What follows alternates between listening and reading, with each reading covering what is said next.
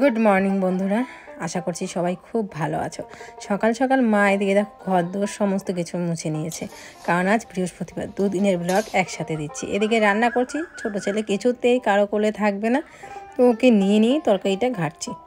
তো মাঝে মাঝে এরকমই হয়, কারো কাছেই থাকতে চায় না, খুব কান্না করে।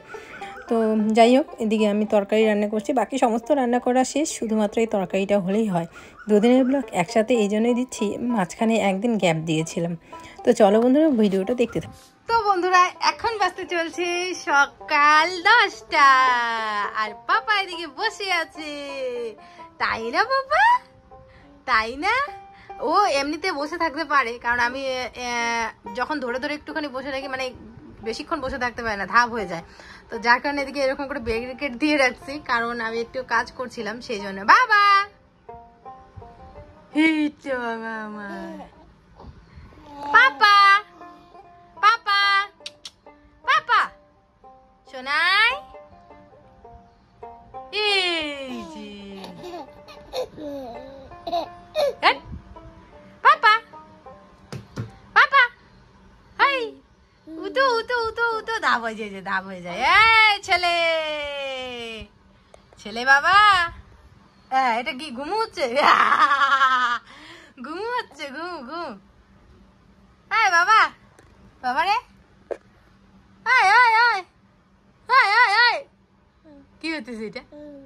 কি হতেছে?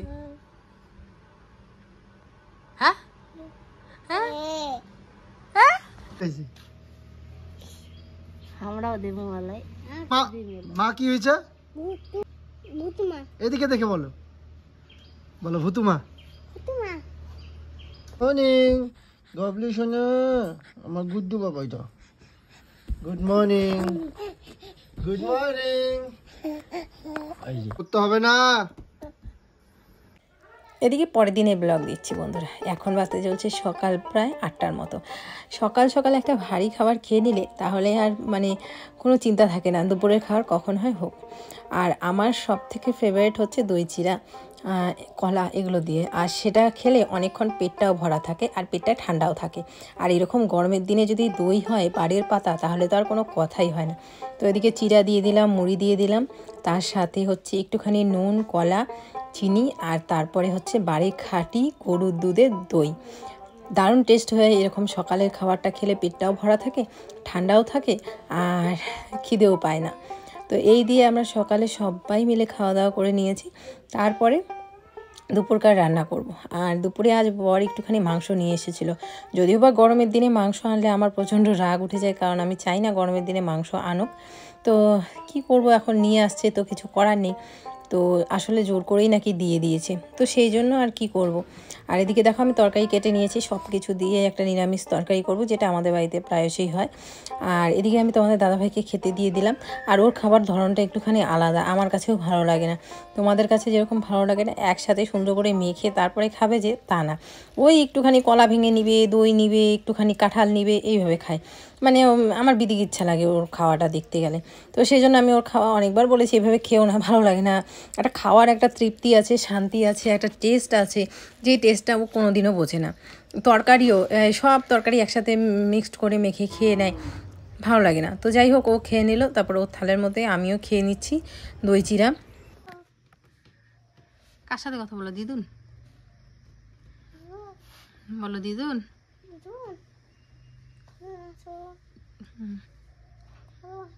ভালো আছো?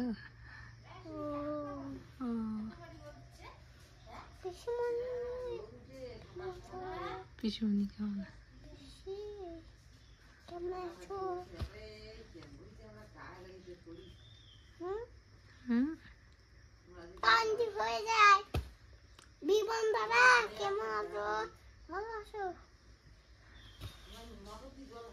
মামাকে বলো একটু, মামা, মামার সাথে কথা বলো একটু।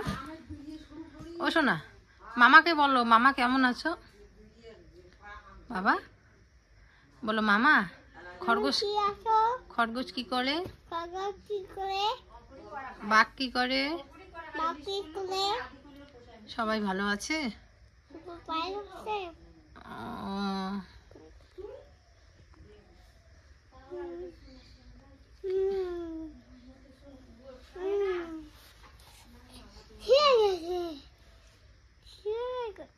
তোমাকে সবাই ভাত খেতে বললো তো। এই রোদ্রু রোদ্রু রোদ্রু।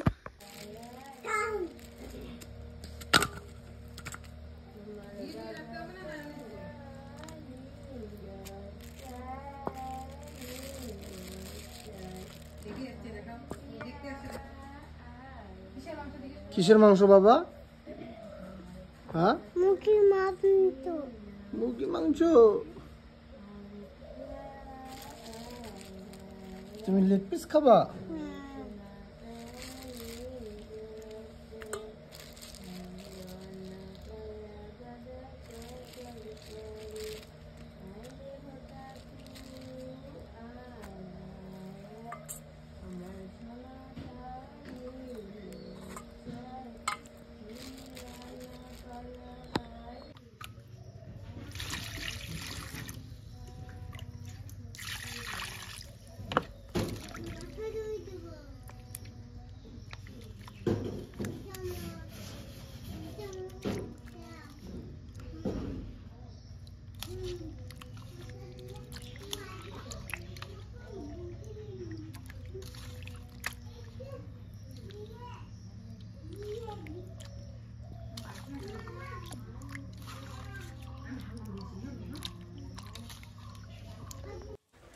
এদিকে বসিয়ে দিলাম মাংস। আর মাংসটা আমার অনেকটা দেরি করে নিয়ে আসছে, যেহেতু আমার রান্না বান্না সমস্ত কিছু কমপ্লিট, তারপরে অনেক দেরি করে মাংস নিয়ে আসছে। তো যাই হোক, রান্না করছি। আমি ভাবলাম, ও বললো রাতে করতে, কিন্তু রাতে করলে ছেলে খেতে যাবে না, কারণ ও রাত্রেবেলার দিকে একটুখানি দুধ ভাত খেলেই ও শান্তি হয়। তো সেই জন্য ভাবলাম যে না থাক, আর ছেলে একটুখানি মাংস হেলে খায়, একটু ভালোবাসে। তো যাক, দেরি হয়েছে হোক, মাংসটা রান্নাই করে ফেলি, স্নানটা একটু পরেই করবো না হয়। তো এদিকে মাংসটা বসিয়ে দিচ্ছি। নর্মালভাবে আজকে পাতলা ঝোল করব, আর কোনো রকম শুকনো লঙ্কা কিচ্ছু দিব না, নর্মাল পাতলা ঝোল করব। আর তার সাথে হচ্ছে ডাল আছে, তরকারি আছে, এগুলো দিয়ে হয়ে যাবে। আর এদিকে কি জানি ওর সাথে কথা বলছিলাম। আর হ্যাঁ, তোমরা অনেকেই কয়েকটা কমেন্ট দেখছি আসছে এরকম মাঝে মাঝে, যদিও আমি এই কমেন্টগুলো ডিলিট করে দিই, কারণ আমার মনে হয় পরিবারের কোনো ঝামেলা, কোনো কিছু বা কাউকে নেগেটিভ কিছু বলা, এই সমস্ত কমেন্টগুলো আমার মনে হয় আমার কমেন্ট বক্সে তোমরা খুব কমই পাবে, কারণ আমার কাছে আসে না, এটা বললাম। আমার কাছে প্রচুর আসে, কিন্তু আমি ডিলিট করি না। আমার মনে হয় না এগুলো রাখলে, আমার মনে হয় যে সংসারে অশান্তি হবে, খারাপ পাবে অনেকেই। তো সেই জন্য আমি এই সমস্ত কিছু রাখি না, আমি ডিলিট করে দিই।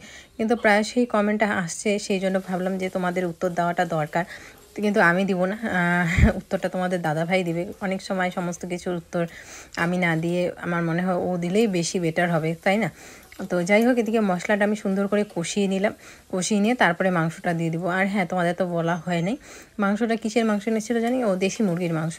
তো আমার না এই গরমের দিনে মাংস ভালোও লাগে না, আর এখন মুরগির মাংসর প্রতি আমার অতটা এনার্জি নেই। এই মাসে একবার বা 2 মাসে একবার খাও, কিন্তু এই মাটন খাও বা খাসি খাও, ওটাই ঠিক আছে। এই মুরগির মাংসর প্রতি এখন কেন জানি না বিরক্তিকর উঠে গেছে। তবুও আমার বড় ছেলে একটুখানি ভালোবাসে, তো যার জন্যই ওর বাবা নিয়ে আসে, কিন্তু বড় ছেলের জন্যই, না হলে এমনিতেও মুরগির মাংস আমিও ভালোবাসি না অতটা, আগে বাসতাম।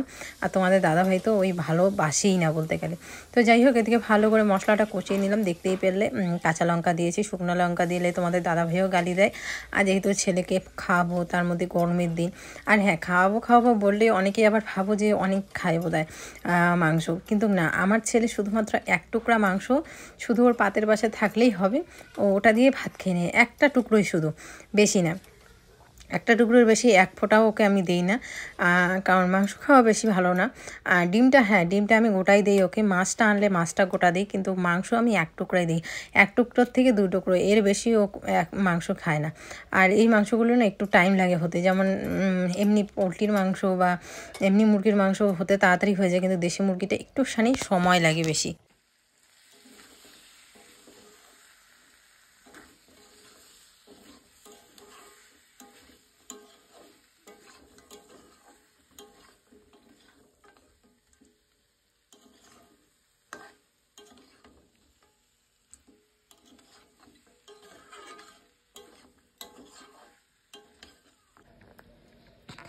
মাংস কষানো হয়ে গেছে, এখন জল দিয়ে দিলাম, আর গরম জল দিলাম। আর এদিকে আমার ছোটো ছেলে ঘুম থেকে উঠে পড়েছে, এটা ফুটুক, চলো দেখি ও কী করছে। এ মা মশারি দিয়ে ঢেকে গেছে। এই জি কোথায় আমি কোথায় কোথায় আসি বাবারি কত কান্না করছে, জল বেড়ে গেছে। ওহো বন্ধুরা, এই গরমে অ্যাকচুয়ালি মাংস বাজার থেকে আনার কোনো রকম পরিকল্পনা ছিল না, শুধুমাত্র নিলাম। বাজারে গেলে কিছু কিছু দোকান এরকম হয়ে মানে যায় যে দেখলেই দাদা নিয়ে যাও, মানে জোর করে একটা দেওয়ার যে একটা মানে মানসিকতা, সেটা অনেক দোকানদারেরই থাকে। আসলে এটা সবার উপর করতেও পারে না, আবার আমি নাও করতে পারি না। তো আজকে দেশি মুরগা একটা নিয়ে আসলাম, যেটা হচ্ছে প্রায় 1 কেজি ছিল। তো এই গরম দেখেও আমি নিতে চাচ্ছিলাম না, কিন্তু বললো যে দাদা নাও, একটাই আছে নিয়ে নাও, এমন করে আমাকে মাঝে মাঝে জোর করে দিয়ে দেয়। আমি না করতে পারি না সহজে।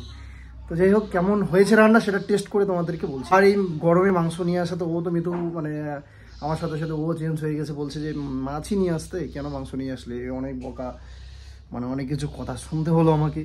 এই গরমে রান্না করা এই সেই ব্যাপার, তো বিয়ে করলে এগুলো হয়ই। যাই হোক, আমি এখন টেস্ট করে, অনেকদিন পর অবশ্য দেশি মুরগি খাচ্ছি। রান্নাটা কিন্তু জাস্ট দারুণ হয়েছে। আর আমি কোন পিসটা নিতে চাচ্ছি তোমরা বুঝতে পারতেছো কি? তোমরা হয়তো বুঝেই যাচ্ছ আমি কোন পিসটা নেব। তো চলো, আমি নেব চোখের সামনেই এই পিসটা। এটা টেস্ট করে, আমাকে মিতু বললো যে টেস্ট করে জানাও।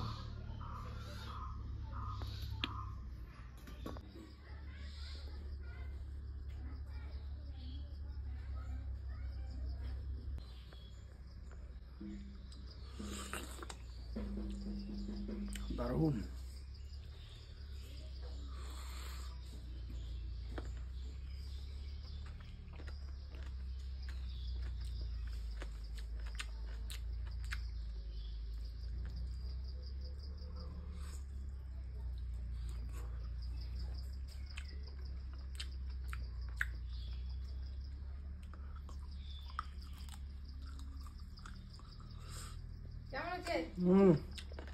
দারুণ হয়েছে সত্যি।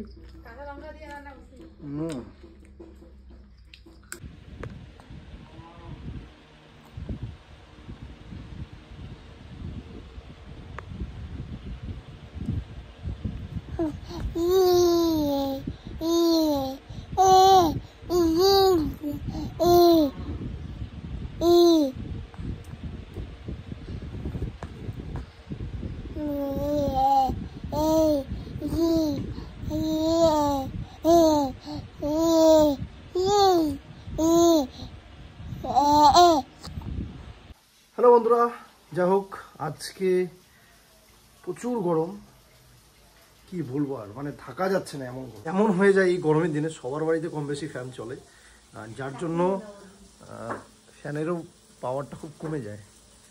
এই হচ্ছে বিষয়, থাকাই যাচ্ছে না গরমে। আর এই গরমে কিন্তু রান্না বান্না চলছে, কারণ রান্না যদি বন্ধ হয়ে যায় তাহলে খাবো কি? এই গরমে, গরম হোক ঠান্ডা হোক বৃষ্টি হোক, রান্না তো করতেই হবে। তোমাদের একটা কমেন্ট প্রায় ভিডিওতেই খুব আসতো, যে কমেন্টগুলো যদিও আমরা রাখতাম না, রিমুভ করতাম, যেটা সত্যি সেটাই বলছি। তো আসলে প্রচুর গরম লাগতেছে, মানে মিতু রান্না করতেছে, বললো যে তুমি ভিডিওটা এন্ড করে দাও, আমি আর পারছি না, বাধ্য হয়ে তোমাদের সাথে আমি ভিডিওটা করছি। কারণ এই গরমে একে তো রান্না করার গরম বুঝতেই পারি, মানে পারো সবাই, আমিও পারি। আর তার উপরে যদি এই যে একটা মানে ভিডিও করা, একটা স্ট্যান্ড লাগানো, এই সেই কাজ থাকে, আমি বলছি কি আগে শরীরটা, তারপরে তুমি ভিডিও শ্যুট করো। আমি যতটুকু পারি আমি ওর পিছনে, ক্যামেরার পিছনে করার চেষ্টা করি। তোমরা একটা জিনিস খুব জানতে চাচ্ছ আমাদের কাছ থেকে। এর আগেও আমার ছোটো জায়ও ছুটিতে আসছিল, কিছুদিন আগেও আসলো, কিন্তু আমাদের বাড়িতে কেন আসছে না, এটা একটা তোমাদের মনে খুব খুব জানার একটা ইচ্ছা। তো আমরাও অনেক দিন ধরে এই কথাটা বলতে চাচ্ছিলাম, যে তোমরা যেহেতু এতটা কৌতূহল তোমাদের মধ্যে, যেটা ঠিকই আছে, স্বাভাবিক, তো বলতে চাচ্ছিলাম, কিন্তু ভাবলাম যে না, পরিস্থিতির মধ্যে বলা যাবে না।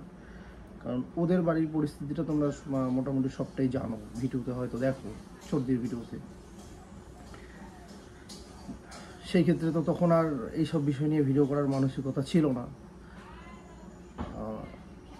একটা পরিস্থিতি দেখে তো আর মনে হয় মানে মন চায় না ভিডিও করি। প্রচুর গরম। তো আসলে আমাদের বাড়িতে যে আসে না তেমনটা না, এর আগেও আসছিল। মানে স্পেশাল কোনো কারণ নেই না আসার। আসছে না কেন এবার আসলো না, বা তার আগের বারও কেন আসেনি সেটা তোমাদেরকে বলছি। যেটা সত্যি সেটাই তোমাদেরকে বলছি।